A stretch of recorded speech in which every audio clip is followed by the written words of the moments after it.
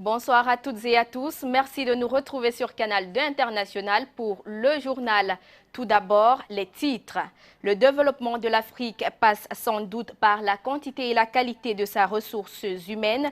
L'Institut panafricain de développement reste en droite ligne de cet objectif, rappelé au cours de la cérémonie officielle marquant la sortie d'une nouvelle cuvée. Et puis, période de vacances scolaires et les plus jeunes se débrouillent tant bien que mal avec plus ou moins de succès et de risques pour alléger la tâche des parents pendant les rentrées scolaires. Dans ce journal, nos reporters sont allés du côté de Boumniébel pour toucher du doigt la réalité de ces jeunes. Coupe du Monde Brésil 2014, on s'achemine vers l'entrée en gare du train de la 20e édition de la Coupe du Monde de football. À quelques minutes de la petite finale, le Brésil tout entier retient son souffle. Les coéquipiers de Thiago Silva seront-ils capables de raviver la flamme footballistique au sein du peuple brésilien après la cuisante défaite face à l'Allemagne? Seule l'issue de la rencontre à venir contre la Hollande nous le dira. Voilà du journal.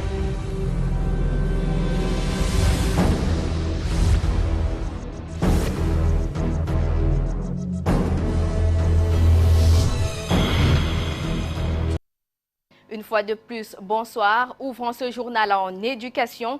L'Institut panafricain pour le développement sort une nouvelle cuvée de diplômés. C'était au cours d'une rencontre, d'une cérémonie officielle de remise d'attestation aux étudiants arrivés en fin de formation. Au cœur de cette formation donc, les questions liées au développement durable. Comment pourrait se développer l'Afrique? Les réponses dans ce compte rendu de Roger Noadier et de Diak Simou. Le Cameroun, tout comme l'Afrique, doit se développer. Cette transformation souhaitée et durable du continent passe inéluctablement par la capacité des Africains à penser cette construction, à la schématiser et à la concrétiser à travers des projets de développement. Et pour y parvenir, il faut des décideurs et des personnes bien formées dans les secteurs du développement local et de la décentralisation. C'est le fil conducteur des discours prononcés ce vendredi 10 juillet à l'amphi Ferdinand Vincent de l'Institut panafricain de développement Afrique centrale, basé à Douala au Cameroun, à l'occasion de la remise des parchemins aux lauréats et de la cérémonie de clôture de l'année académique 2013-2014. L'Afrique, comme vous le constatez, est dans une phase de croissance, une phase de devenir vraiment le continent leader dans le monde parce que la situation africaine montre une croissance économique de plus en plus supérieure à la croissance dans d'autres régions du monde. Et cette croissance ne peut se faire et soutenue que par des cadres formés et qui tiennent compte des réalités du continent. Et la formation à l'IPD, c'est une formation qui est basée sur les réalités, c'est basé sur les besoins réels du terrain. Les enseignants de cette école supérieure de formation en développement estiment que la concertation est de mise pour ce développement durable et décent de l'Afrique dans le respect de la dignité humaine tout en sauvegardant l'espèce animale et végétale. Autre information, la mise en œuvre du C2D, contrat de désendettement, était au centre d'une rencontre ce vendredi à Yaoundé. Il a surtout été question du suivi et de la cohérence autour de l'exécution des projets ciblés par le C2D. Alain Ebel Olinga et Luc Vondo ont suivi pour nous les échanges.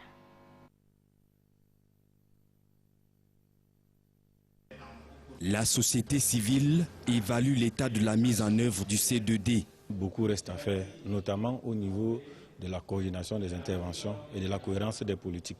C'est-à-dire que nous avons un secteur comme celui de l'agriculture, où il y a un programme AFOP qui fait la formation professionnelle sans jusqu'à présent financer les jeunes formés. Et nous avons un programme ACFA qui finance les organisations sans s'être assuré qu'elles ont les compétences nécessaires. Les résultats du suivi indépendant du C2D révèlent en outre qu'au niveau de la coordination entre les secteurs, il y a des bassins de production où des acteurs ont été financés et formés, mais faute d'infrastructures, les produits restent dans ces localités. Les infrastructures sont plutôt allées se faire ailleurs et effectivement, elles ne servent pas à évacuer le prix et à réduire la pauvreté, non seulement dans les grandes villes où on doit acheter à moindre coût, mais également chez ces producteurs-là.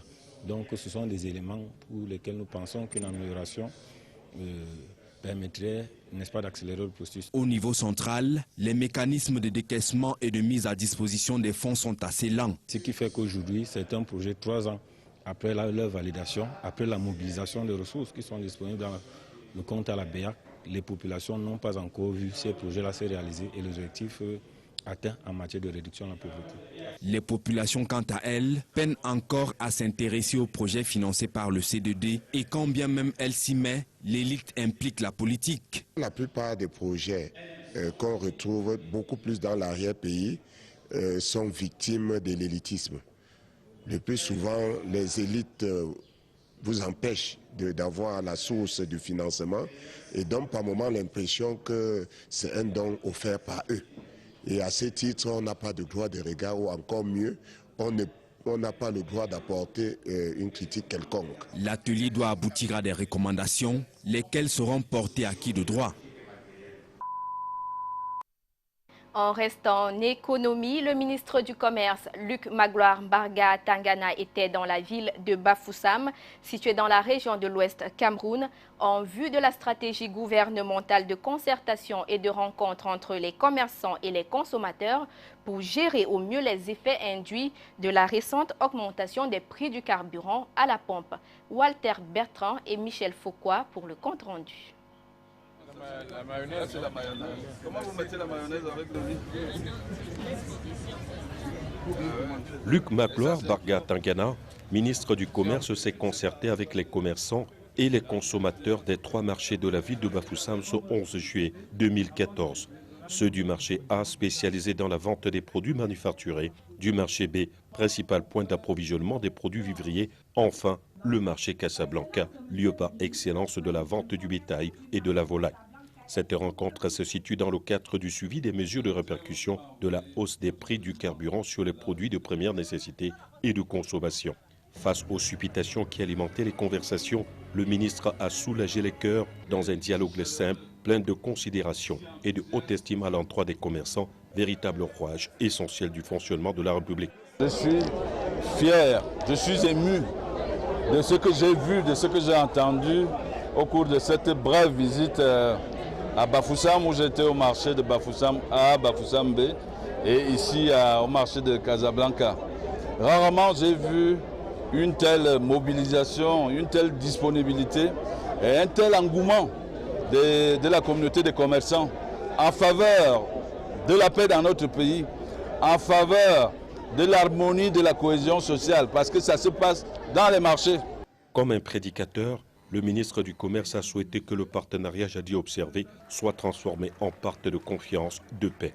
Et cela à travers une pratique de prix raisonnable, puisque les Camerounais doivent manger à leur faim. Ce message de réconfort a trouvé par endroits des échos favorables, malgré quelques bicéphalismes observés, surtout chez les commerçants au marché B.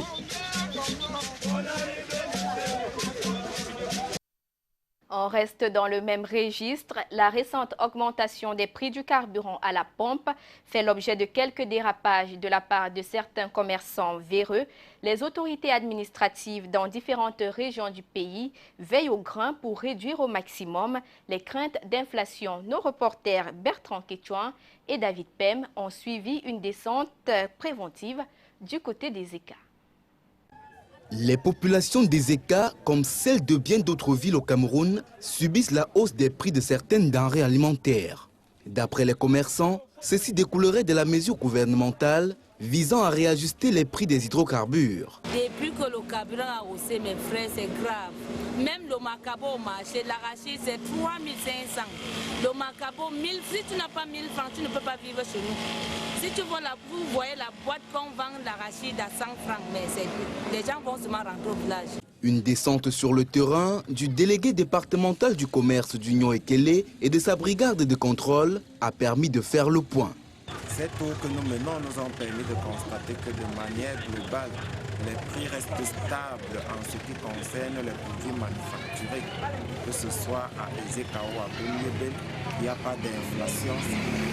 Toutefois, nous avons un léger problème avec les transporteurs, notamment ceux de la ligne Ezeka-Bounyebel qui, de manière unilatérale, ont augmenté le coût du transport qui est passé de 600 à 700 francs. Il en va de même pour les produits vivriers, dont les prix connaissent une flambée qui est due à la très forte demande. Mais actuellement, nous menons des concertations avec les différents acteurs impliqués dans ce secteur pour qu'une solution soit trouvée. De nouvelles campagnes de sensibilisation et de contrôle de qualité et des prix des produits se poursuivront dans les marchés dans les tout prochains jours. Et les commerçants véreux seront rigoureusement punis selon la réglementation en vigueur. Autre information du côté des ECA, la commune adopte son compte administratif pour l'exercice 2013. La session ordinaire adopte le montant de 154 231 613 francs CFA destinés à réaliser les projets d'éclairage et d'adduction en eau potable. Jacob Tegem et David Pem pour le compte rendu. Réunis en session ordinaire en ce mois de juillet, l'exécutif communal des ECA a voté à l'unanimité son compte administratif et de gestion pour l'exercice 2013. Il s'élève à 154 931 613 francs CFA pour un taux d'exécution de 49%.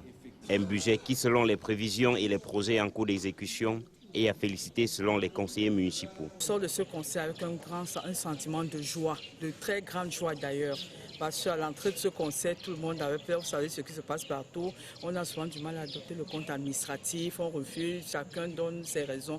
Mais aujourd'hui, on a adopté dans tous les sens, donc je sors de là avec vraiment un sentiment de joie. Au sortir de ce conseil, c'est un sentiment de joie et de satisfaction qui m'anime. Vu la teneur des débats, et à l'école de la démocratie, il est de bon ton qu'on suive des échanges d'un tel degré de clarté. Une occasion qui a également permis au maire de passer en revue les difficultés de la commune des ECA à s'émouvoir dans sa recette locale. Pour René Liboc, il est temps que les ECA retrouvent sa santé financière afin de répondre aux besoins sans cesse croissants des populations. C'est dû aux provisions des recettes et surtout des postes de sortie. Vous voyez que nous traversons une période un peu difficile pour les collectivités territorialement décentralisées, où l'ensemble des recettes, quand je dis la recette locale, n'est pas assez recouvrée. Au terme des travaux, plusieurs propositions en grande ligne avec le développement des ECA ont été faites. La coopération germano-camerounaise, pour sa part, vient en soutien aux collectivités territoriales décentralisées. C'est à travers un appui financier qui va contribuer à accélérer et à faciliter le processus de décentralisation de certaines communes dans le cadre des 10 régions que compte le pays, parmi lesquelles l'Ouest Cameroun. Francis Tegia et Colin Stayou reviennent sur les détails sélectifs présentés au cours d'un séminaire tenu à Bafoussam. Soucieux d'accompagner les collectivités territoriales décentralisées vers une décentralisation totale, l'État du Cameroun vient de négocier et d'obtenir un don de la coopération germano-camerounaise d'un montant de près de 10 milliards de nos francs destiné au financement du programme de décentralisation Ville Moyenne. Ces fonds, qui doivent être mis à la disposition des communes sur une base sélective, 4 régions du pays ont été sélectionnées pour la phase initiale du programme, parmi lesquelles celle de l'Ouest. Il convenait dès lors d'informer les maires et personnels municipaux de la région sur les conditions d'accès à ces financements afin de faciliter leur éligibilité.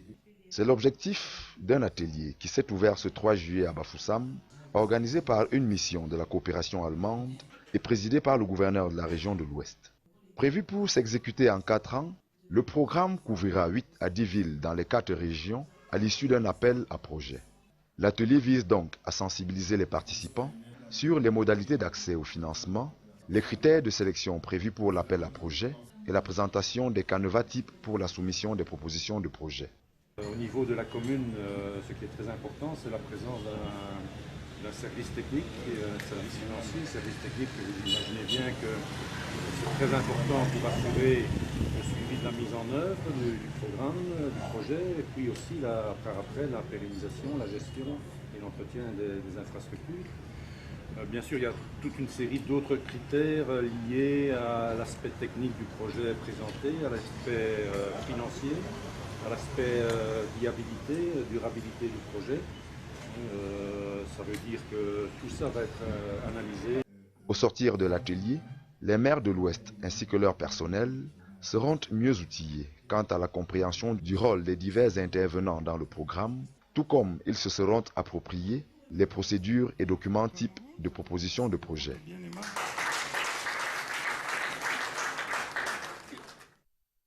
On reste au Cameroun pour parler du budget d'investissement public pour le compte du premier trimestre 2014.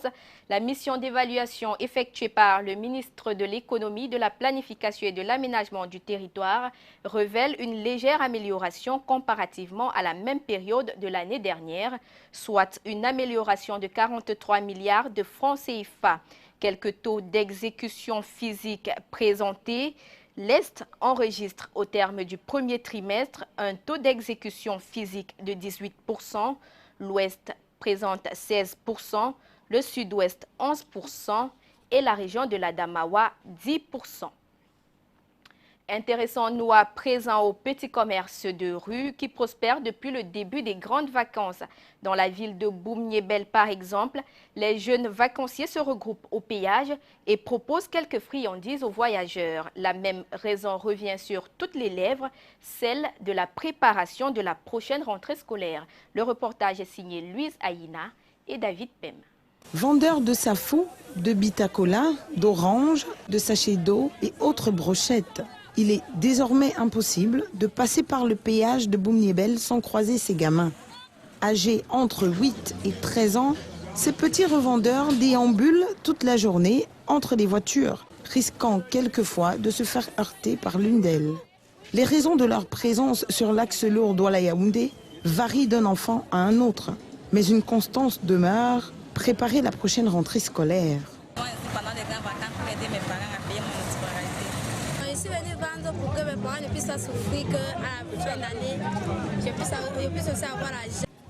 Le discours est le même pour tous ces enfants, ne sachant pas pour la plupart qu'avant 14 ans, l'enfant ne doit pas mener d'activités rémunérées. Ils arpentent le péage de Boumniébel avec le sourire.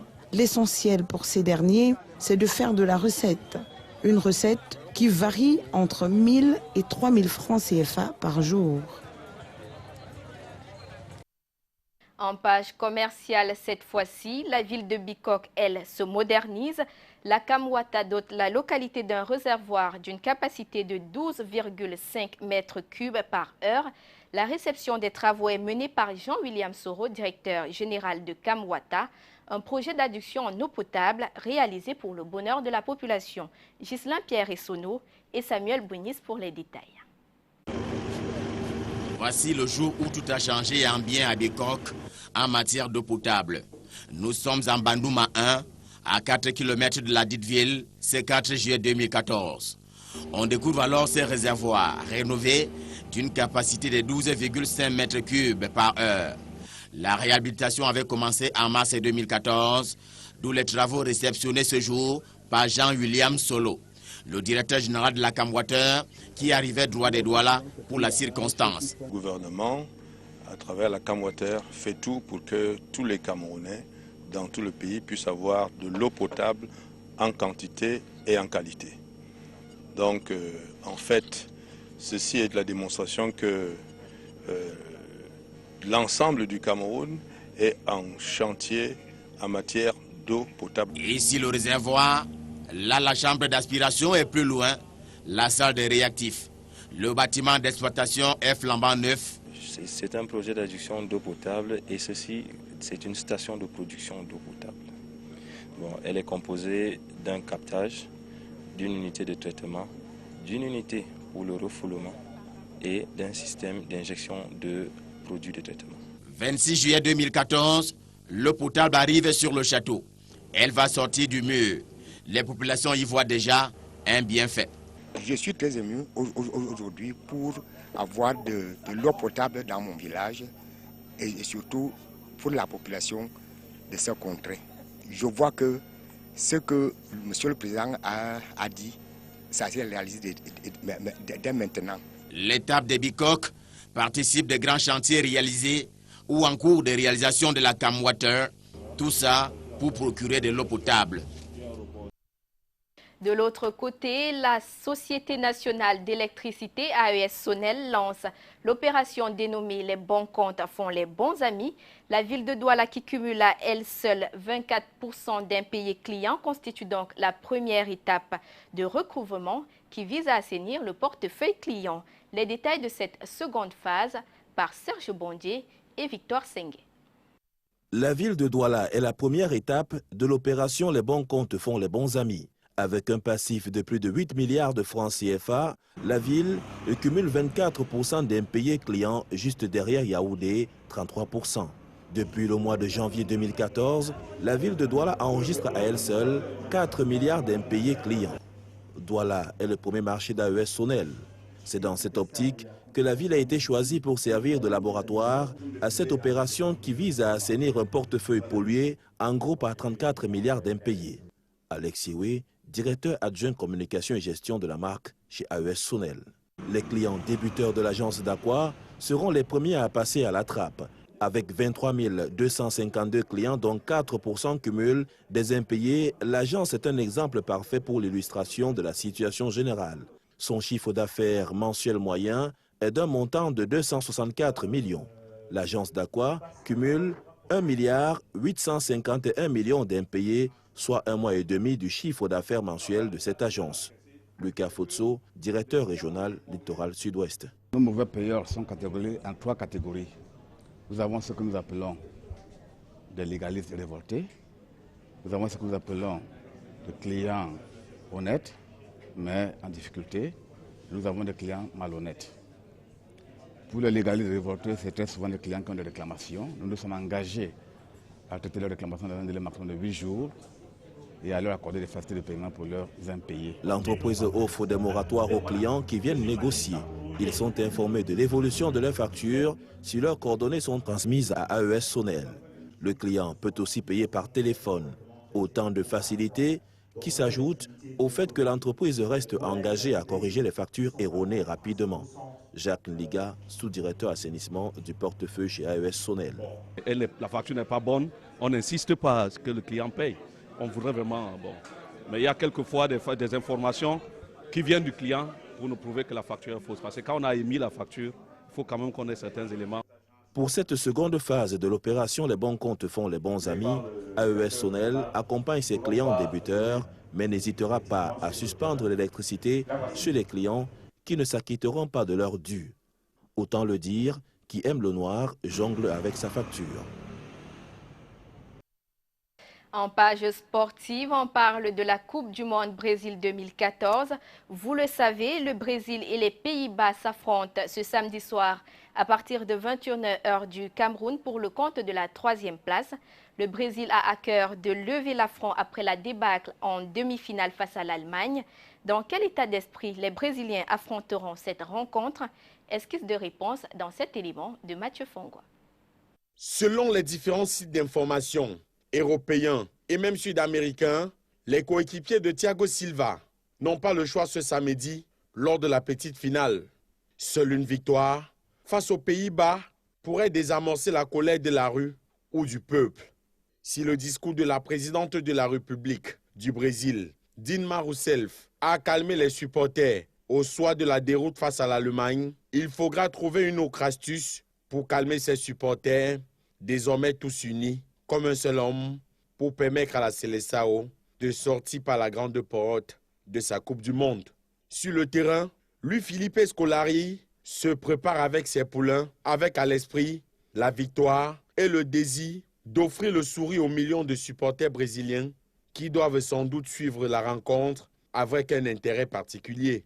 Dans les rangs, le retour d'El Monstro, le capitaine Thiago Silva, semble galvaniser les fans et les joueurs. La star de la Seleção, Neymar Junior, blessé en quart de finale et forfait pour le reste de la compétition, a déclaré être avec ses coéquipiers pour leur pousser vers la victoire, car le peuple a besoin de cette victoire. Dans l'actualité africaine, le 45e sommet de la Communauté économique des États de l'Afrique centrale de l'Afrique de l'Ouest, plutôt CEDEAO, s'est achevé hier vendredi dans la capitale ghanéenne. La crise au Mali et ses retombées sur ses voisins du Maghreb ont figuré en tête de l'agenda de cette conférence de 2 jours organisée à Accra. L'on retiendra que la CEDEAO soutient le dialogue intermalien au sommet où on annonce de nouveaux foyers de tension aux abords de la ville de Gao dans le nord Mali, des affrontements ayant opposé des fractions armées non encore identifiées. Et selon Abdoulaye Diop, ministre malien des Affaires étrangères, le dialogue reste la voie de résolution du conflit. Rappelons qu'en prélude à ce sommet d'Accra, le Conseil pour la paix de la CEDEAO s'est réuni pour examiner une proposition portant sur la mise en œuvre dans les 15 États membres d'un système d'alerte précoce destiné à prévenir les opérations terroristes, notamment au Nigeria, confronté actuellement à une vague d'attentats terroristes. La question des dangers posés par l'épidémie due au virus Ebola était également des échanges. Le président ghanéen en appelle d'ailleurs à davantage d'efforts pour barrer la voie au virus Ebola.